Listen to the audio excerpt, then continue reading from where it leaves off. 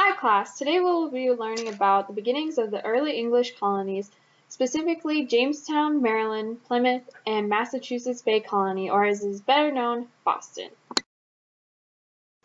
The first colony we are going to talk about today is Jamestown. Jamestown was founded in 1607 by the Virginia Company.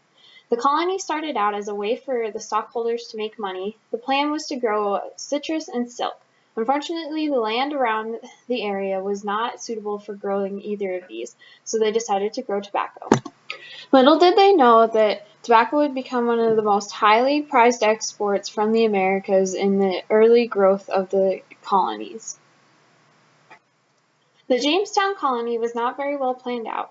They only sent soldiers and nobility. They did not send farmers, artisans, or anybody who could have been of use with cultivating the land. They sent 14,000 people to begin with, and by 1624, only 1,132 people were left. This is when the company decided to be done with the colony and let the monarchy take over. Many of you have probably heard of Jamestown because of the Disney movie Pocahontas.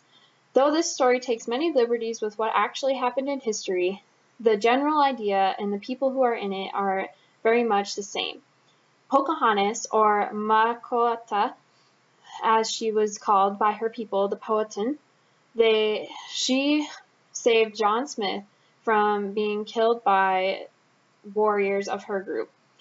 She also is known as Rebecca Rolfe because she married John Rolfe for establishing peace and goes to England several times and dies in England with John there.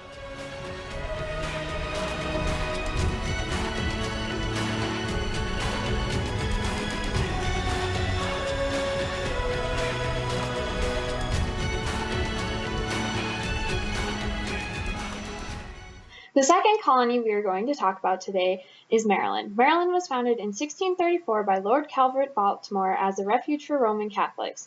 It started out with mainly Roman Catholics, but by 1650 there were more Protestants living here than Roman Catholics. And unlike Jamestown, it was a very ordered settlement. It also had the opportunity to be more ordered because many of the natives had died from the diseases that had been brought by the people who started Jamestown. The third colony we're going to talk about today is Plymouth. Plymouth was founded in 1620 by the Puritans. The Puritans were a radical group that was kicked out of England, and so they sailed over on the Mayflower, and over half of them died through their first winter. This is where the stories of Thanksgiving come from, as the Native Americans in the area helped them to survive through the first winter, and without their help, basically all of them would have died.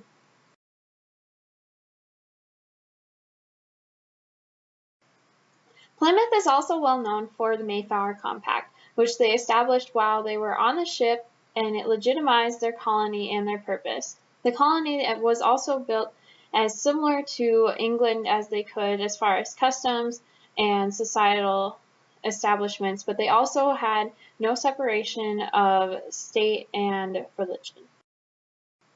The final colony that we are going to talk about today is Massachusetts Bay, or Boston.